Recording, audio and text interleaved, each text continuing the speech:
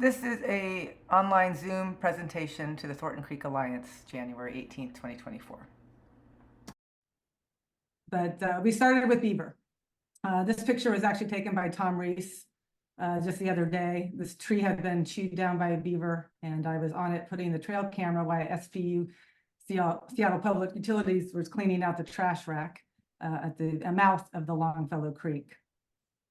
I'm going to try to bring some of my information about me here. Let's see, I'm going to play my thing.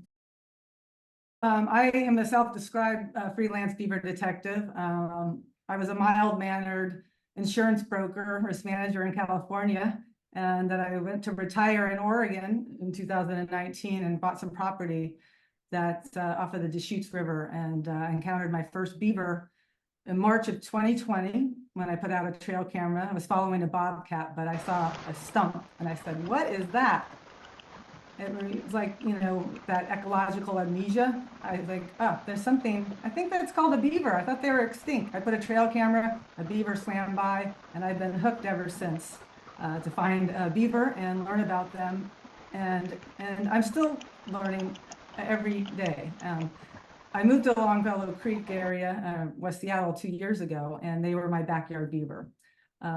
So I'm kind of gonna jump around a little bit, but I started to learn about beaver in Oregon just before pandemic. I worked with BeaverWorks Oregon. They sent me to the Beaver Institute. I was trained in coexistence kind of technology, putting in pond levelers and tree fencing and other contraptions to for utilities and landowners to let beavers stay on the landscape with some help from some infrastructure that we could provide.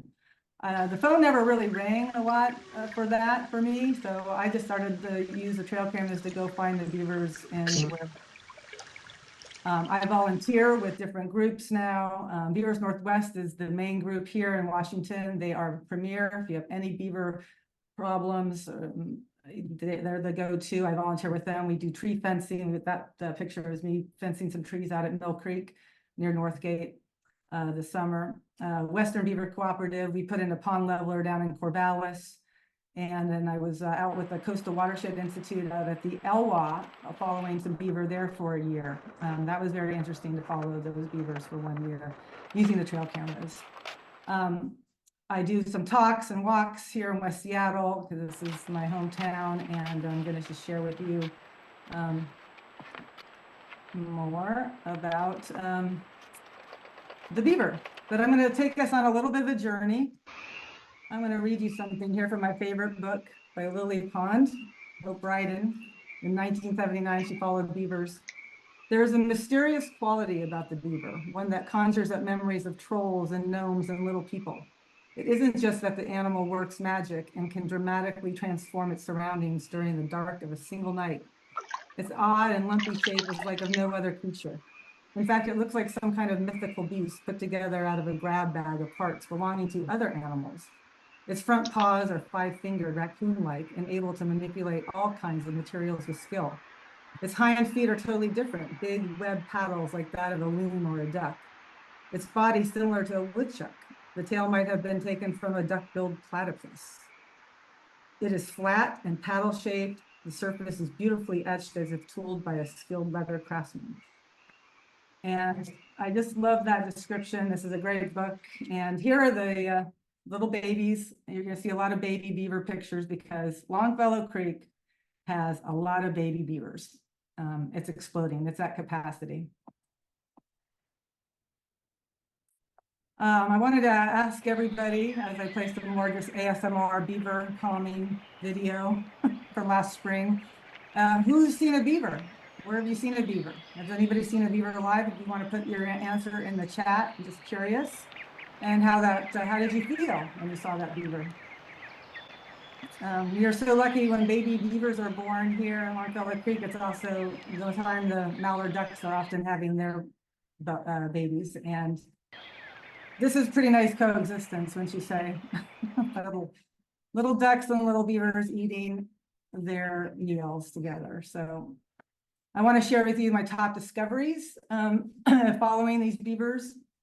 I found that there are 4 families, so at least 25 beavers, probably more closer to 30.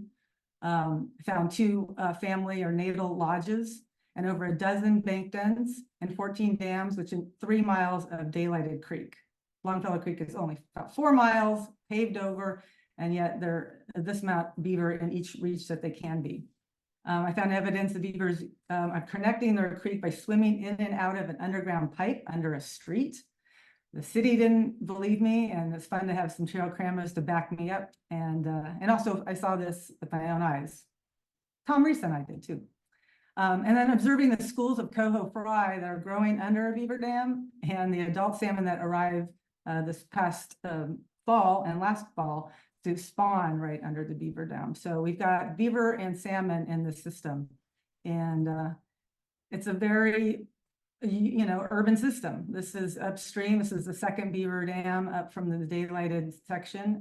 That's what it looks like. There's graffiti. We're pulling out trash all the time. Yet I'd say Longfellow Creek is just thriving. All the pictures you'll see here, except where you see Tom Reese's name, the baby fish, are taken by me, or I saw these animals, and I'm just amazed. I've been to many beautiful places, wild places, and I don't think I've seen this much life in an urban place. Even river otters come in. And this is right under Dragonfly Pavilion. A lot of the activity, which was part of the first renovation of Longfellow Creek back in the late 90s. Like I said, I want to kind of just take you on a journey. I'm going to take you to my office. It's not very glamorous, but welcome to the first daylighted section of Longfellow Creek. Yes, it is looking like not very exciting. The aerial view here, there is the mouth, and that is the beaver lodge above. That mouth just about a 1/4 mile. If anybody wants to see beavers here on Longfellow Creek, that's where you'll probably see it, right off the trail, right down from Dragonfly. So again, this is just incredible. There's a pipe, it's 2/3 of a mile from that mouth in the Duwamish River and Puget Elliott Bay. So 2/3 of a mile under all that pavement before it comes out. And this is what the mouth looks like. Looking over at Seattle, you're 4 miles from the Space Needle. The headwaters are just above that track at Roxbury Hill, Roxbury, and then you've got 4 miles of not continuous creek. You can see the golf course over there is probably the biggest greenscape, and then you're here at the mouth. Oh, look at them just jumping. Yeah. Oh my gosh.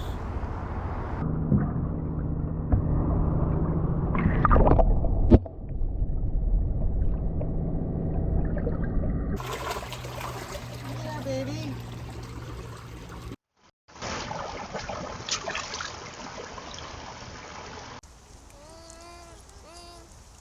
And I'm going to focus on the mouth because it's the most dynamic